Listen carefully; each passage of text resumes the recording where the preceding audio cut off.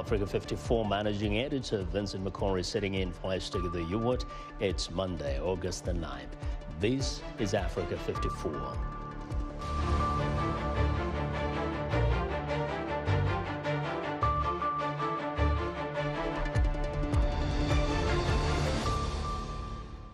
While vaccine makers look to create booster shots for those already vaxxed, the WHO and a number of health experts say the main focus now must be getting first doses to Africa and other developing regions. Another Nigerian Chibok girl taken 7 years ago by Boko Haram has been freed. But authorities say about 113 of the 270 students kidnapped by the Islamist group are still unaccounted for.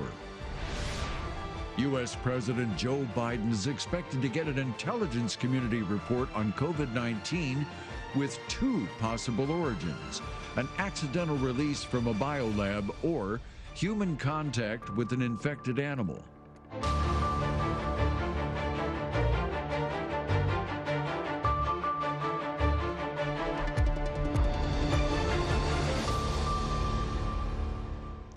As new and more potent coronavirus variants emerge and reports show some vaccines declining in efficacy, countries, mostly in the developed world, are getting ready to provide booster shots. But many health experts say they are not needed, at least yet, and the World Health Organization says available vaccines should go first to the unvaccinated in less developed countries. Viewers, Mariama Diallo looks into it. After many pleas to make more vaccines available to low and middle income countries, the World Health Organization called for a moratorium on wealthy countries giving their citizens COVID-19 booster shots. We cannot and we should not accept countries that have already used most of the global supply of vaccines, using even more of it, while the world's most vulnerable people remain unprotected. On Wednesday, White House Press Secretary Jen Psaki said the U.S. is doing its part, but also wants to be prepared in case the boosters are needed down the road. We feel that it's a false choice and that we can do both. We announced just yesterday that we hit an important milestone of over 110 million vaccines donated to the world. That is more than any other country has shared combined. And we also started to donate the 500 million doses of Pfizer we've purchased. China also this week pledged to supply 2 billion vaccine doses to other countries this year, promising to donate $100 million to COVAX, the program that aims to distribute vaccines to low and middle income countries. This comes after Israel became the first country to start offering a third Pfizer COVID-19 shot to older citizens a week ago. Other countries, including Germany and Britain, say they will start administering booster shots in September. Health experts weigh in. I believe the World Health Organization's moratorium is to try to reduce the implications of, desperation for a booster shot in the U.S. or in Europe on overall worldwide vaccine supply. And I think it's a very important effort to really establish equity. Well, obviously, we have many people around the world who still haven't gotten their first shots. And I think that's where most of our attention should be directed at the present time, before we start boosting other people's protection. I think what we need to do is keep reminding everybody here that it's not one pandemic in the U.S. and another pandemic in Africa. This is a global pandemic. The boosters are becoming necessary partially because of the duration of immunity, which means we're not vaccinating people around the world fast enough to reduce the risk of infections. And secondly, because of new variants that are emerging, what we need to do is keep reminding everybody here that it's not one pandemic in the U.S. and another pandemic in Africa. This is a global pandemic. The boosters are becoming necessary partially because of the duration of immunity, which means we're not vaccinating people around the world fast enough to reduce the risk of infections. And secondly, because of new variants that are emerging. Last month, Pfizer put in a request to the U.S. Food and Drug Administration to authorize the booster dose of its COVID-19 vaccine as soon as possible. That was based on evidence that showed an erosion on the vaccine's efficacy after 6 months, as well as reduced efficacy against the highly contagious Delta variant. I think it's important to remember that waning is a downward slope, but that doesn't mean that it goes from 95%, where Pfizer, which I know is the first company to come out and suggest a booster, 95% efficacy against the Alpha variant and even sustained efficacy against the Delta variant and other variants. That going down doesn't mean that you are no longer protected. Schaffner says he's happy to have boosters approved for use on the shelf, ready to go if needed, but it doesn't look like that's the case quite yet. Well, the Delta variant now accounts for over 90% of new infections in the United States. And although we have had an upsurge of hospitalizations, they're almost all in unvaccinated persons. So that means that the vaccines are really working against Delta. They're keeping vaccinated people out of the hospital. And that, of course, was the principal goal of the vaccines. And it's important to differentiate between immediate needs versus intermediate and long-term needs, Udayakumar says. In the long term, we know that we have to ramp up significantly vaccine manufacturing capacity, and a lot of investments have happened. We're now starting to see investments in low and middle income countries, including in India, in South Africa, in Senegal. On Thursday, Moderna said its vaccine continues to be 93% effective 6 months after the second dose. The company also said it believes a booster shot will be necessary before winter. Meanwhile, boosters could play a role for a particular group, Schaffner notes. One of the groups that we're concerned about here in the United States, and I think also in Europe and around the world, are people who are immune compromised. You know, their immune system didn't respond as well to the vaccines because they are immune impaired. And the question is, could those people benefit from a third dose? And that might well be. You might even think of it not so much as a booster, but actually a 3-dose initial series. Questioned by VOA, the White House said Friday the administration's scientists are also considering whether to recommend a booster for immune-compromised individuals. Mariama Diallo, VOA News. Migrants rescued by the charity rescue ship Sea-Watch 3 on Saturday night were transferred to the SNAV Adriatico ship for a mandatory 2 weeks of quarantine. The people on board the Sea-Watch 3 vessel reached the Sicilian port of Trapani in the morning, almost a week after being rescued from international waters off Tunisia. After docking, the 179 migrants were tested for COVID-19 before being transferred onto the quarantine ship. Sea-Watch 3 and Ocean Viking, a vessel run by European charity SOS Mediterranean, pulled a total of 394 migrants from a dangerously overcrowded wooden boat in the Mediterranean Sea on August the 1st, according to the UN-affiliated International Organization for Migration. More than 1,100 people fleeing conflict and poverty in Africa and the Middle East have died this year, attempting the dangerous voyage across the Mediterranean Sea. At least 51 people are dead after Islamist militants raided 3 villages Sunday in central Mali near the border with Niger, according to a regional administrator. The towns of Ouagatoguna, Karo, and Dutegufe were simultaneously attacked around 6 p.m.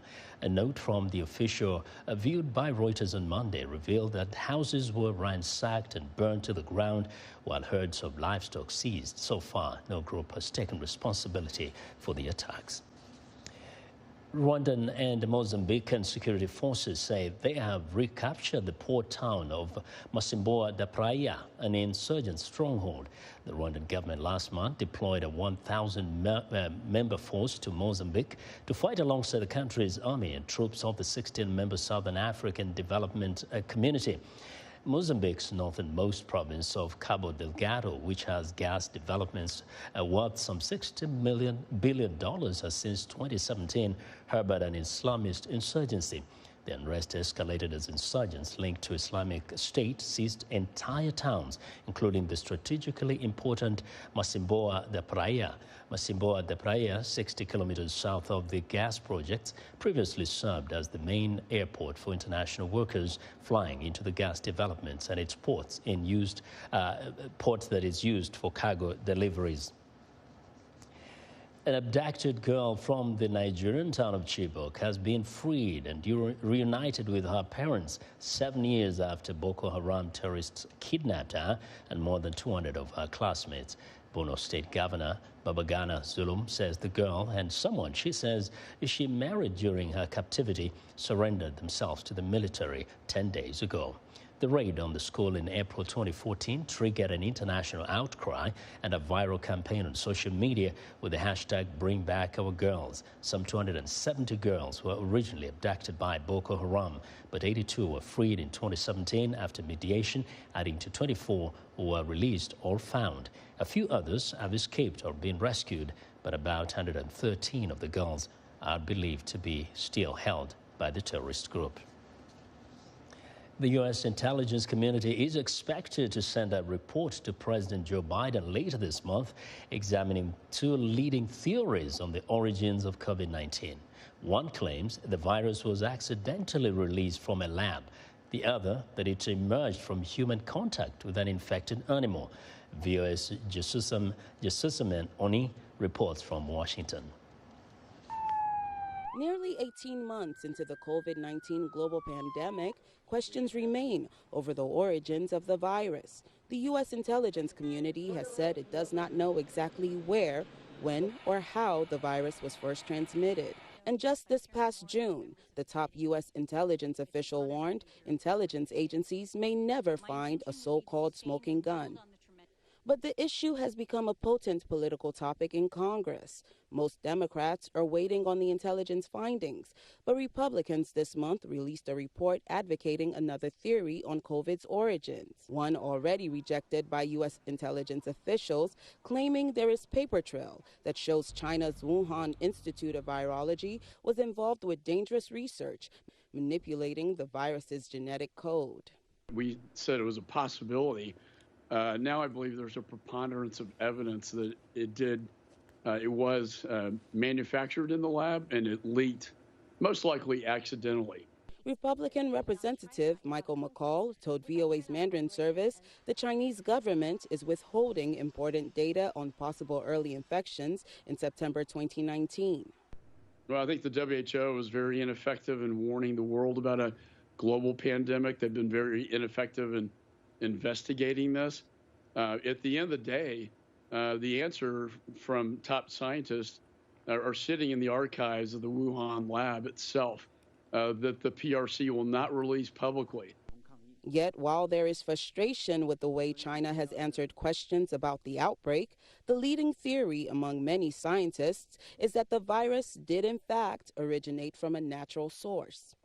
Virologist Dr. Ben Newman, who has studied coronaviruses for 25 years. It looks a lot like all the other bat viruses that are out there, and there aren't any specific features you could find on this virus that you can't find on several more coronaviruses. President Joe Biden in May gave the U.S. intelligence community 90 days to provide an in-depth assessment of the coronavirus origins. The president asked the intelligence community to redouble their efforts to collect and analyze information that could bring us closer to a definitive conclusion. Beijing has resisted prior international efforts to investigate the virus's origins, and in July rejected a bid by the World Health Organization to conduct a second phase of investigations in Wuhan. China also dismissed the lab leak theory as defying science. In order to shift its responsibility in poor COVID-19 response and out of the political motive of smearing and suppressing others, the U.S. has been busy with the politicization, stigmatization, and turning all its tracing study into its tool. Experts say it's critical to find the origin of a virus that has so far killed more than 4 million people worldwide. It's like finding a leak in the dam, and then you can plug it, and then you no longer have the leak, basically. And we do not know where that is or how imminent the danger is, whether this thing is really close or far away, whether there are lots of different variants of this thing, or whether it was a one-time thing. The U.S. intelligence community has said there is no available evidence that the virus was man-made or genetically modified. Jesus Emelny, VOA News, Washington. The Russian government's COVID-19 vaccine diplomacy with its Sputnik 5 vaccine is running into some problems. Daria Dergutz has the story. Soon after signing an agreement with the Russian government to receive the Sputnik V vaccine, the country of Guatemala received 550,000 doses. It ordered 8 million. So the Guatemalan government canceled the vaccine orders from Russia to buy doses made by Moderna, Pfizer, and Johnson & Johnson. Brazil stopped buying the Sputnik V, saying its health regulator, Anvisa, rejected the vaccine. Officials in Argentina say the country never received millions of Sputnik doses. And on top of delivery issues, Richard Reitinger from the Research Triangle Institute says the fact that the two doses of the vaccine are very different further complicates the vaccination process. What the Sputnik 5 vaccine is that it uses two different adenoviruses for the first shot and then the booster shot 21 days later. And essentially that means you have to produce two separate vaccines. You will have to have two different production processes, two different teams of people that produce it, and of course very stringent quality control steps to make sure that the two are separated. Part of the problem, experts say, is Russia's refusal to operate within the international systems that have been set up to fight COVID. Russia has not been transparent with how it's negotiating delivery of these vaccines. So it's not operating through COVAX, the World Health Organization is doing it bilaterally, country by country, and we have no idea what the arrangements or contracts or payments are for the system. And now Russia's not even able to deliver what it said it was going to deliver. So, I think it's been a fiasco from start to finish. Let me say, Russian science is extraordinarily good. I want to see this vaccine succeed. But the government and the governance of this vaccine has been lacking. A new wave of COVID-19 in Russia has also affected the deliveries. To help solve the problem, Russia has signed a contract with the Serum Institute of India, one of the world's largest vaccine producers. But officials at the institute cannot begin producing Sputnik V until September at the earliest. It's a disaster for these countries. You have to put yourself in the position of a low-income country where your people are dying, where the coronavirus, and particularly with the Delta variant, it's spreading like wildfire. Their economies are going bust. Their hospitals are overfull and stretched beyond capacity. And so they're clutching for any lifeline.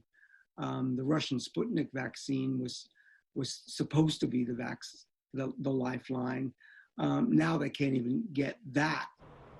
A Kremlin spokesperson insists that all the foreign contracts will be fulfilled, but they have yet to release exact dates for vaccine delivery.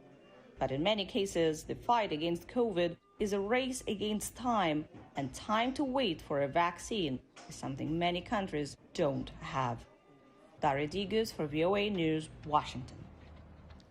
Zambians are set to choose a new president, parliament, and local representatives on Thursday. Analysts say the country remains tense due to the much-anticipated competitive contest between incumbent President Edgar Lungu and main opposition leader Hakainde Hichilema. The Law Association of Zambia is calling on all political parties and their supporters to accept the outcome of the general election. Abiudi Shonga is the president of the Law Association of Zambia. He tells viewers, Peter Clottey, that it is important for the political parties and their supporters to respect the results of the polls. as the Law Association of Zambia, what we want to see is a process whereby those that lose accept the result. After all, it will be the will of the people that will determine who ascends to power.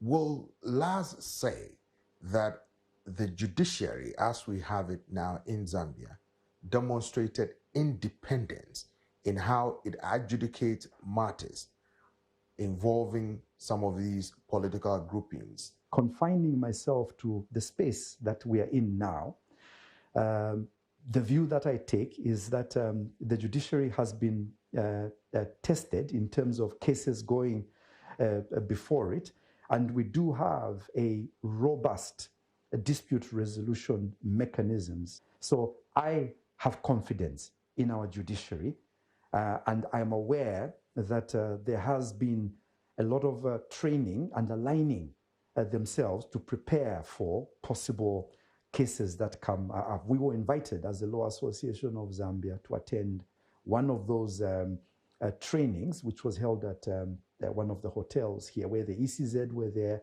and all of the Constitutional Court and High Court judges were there. It was actually chaired by the Chief Justice herself. Some Zambians tell me that although the Public Order Act to regulate public gatherings appears to be well-intentioned because of the global coronavirus pandemic, the enforcement has been uneven. I'm sure you've heard some of these concerns. What say you? Well, you see, historically, the Public Order Act for decades now has been a thorn in the flesh of the opposition. Yes, you won't see the government complaining because they administer and have control over the police, etc., etc. And I would be lying if I said that I have not heard some reports about uneven application of the Public Order Act. And all I will say is that the expectation of the Law Association of Zambia is that the Public Order Act ought to be applied evenly. There should be no discrimination against any particular party, especially at a time like this. People are telling me that they expect the Zambian police to remain professional, to be independent, and to enforce the laws to ensure law and order, irrespective of any political grouping. Some accusations have been leveled against them as being biased. What is Laz's call on the professionalism and independence of the Zambian police? That's an easy one because as early as a couple of days ago, we issued a statement as the Law Association of Zambia calling on the police to be professional.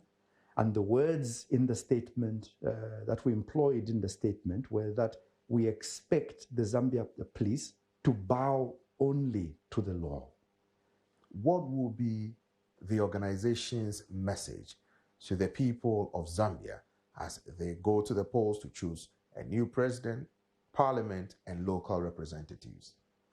First and foremost, it is important for the country to hold together. It is important for the country to recognize that peace is a very important aspect, whether you're talking about governance or however you want to look at it. But a peaceful process is what will help because it then lends the required legitimacy to the election.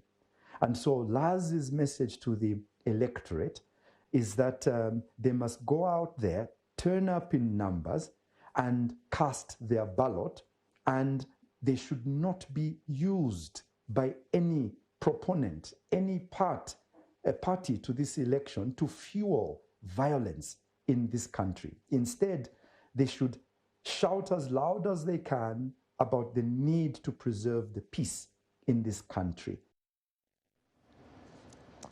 Well, that was VOA's Peter Clotis speaking with Beauty Shonga, president of the Law Association of Zambia. Now, U.S. health officials say they remain concerned about the spread of the coronavirus Delta variant, despite recent statistics that show 70% of U.S. adults are now partially inoculated against COVID-19, the disease caused by the virus. VOA's Arash Arabasadi reports. Cars lined up this past week at a federal government testing site in Miami, Florida. The Miami Herald reports that while cases have spiked across all age groups in the state, analysis reveals the biggest jump in children under 12. Overall cases are at a 6-month high, and according to the White House, Florida is among 7 states accounting for half of all new cases. Dr. Francis Collins is director of the National Institutes of Health, or NIH. He tells ABC's This Week the latest surge was avoidable. We would not be in the place we are right now with this Delta surge if we'd been more effective in getting everybody to take advantage of these immunizations. And now we're paying a terrible price. At a recent news conference, Florida's Republican Governor Ron DeSantis played down the risks. I think it's important to point out because obviously media does hysteria. You try to fearmonger, you try to do this stuff. And when they'll talk about hospitalizations, our hospitals are open for business. Collins on ABC's This Week said vaccination remains the best path forward as the country faces a Delta variant bringing an alarming new trend. These are younger people now, including children. The largest number of children so far in the whole pandemic right now are in the hospital. 1,450 kids in the hospital from COVID-19. And of course, since they're under 12, many of them, they couldn't be vaccinated. But the rest of us who are over 12 could have done a better job. And while the country's cases, Florida's in particular, continue climbing, DeSantis pledges to stay the course. In terms of shutting down, we're not shutting down. We're going to have schools open. We're protecting every Floridian's job in this state. We're protecting people's small businesses. These interventions have failed time and time again throughout this pandemic, not just in the United States, but abroad. President Joe Biden, here on his way to church, recently announced that federal workers will be required to sign forms confirming their vaccination status or face weekly COVID testing. The administration is expected to soon release guidance on a vaccine mandate for foreign travelers to the United States. Arash Arabasadi, VOA News, Washington. Well, and that's our show for today. Be sure to watch Africa 54 on our website at voaafrica.com. From all of us in Washington, thanks a lot for watching.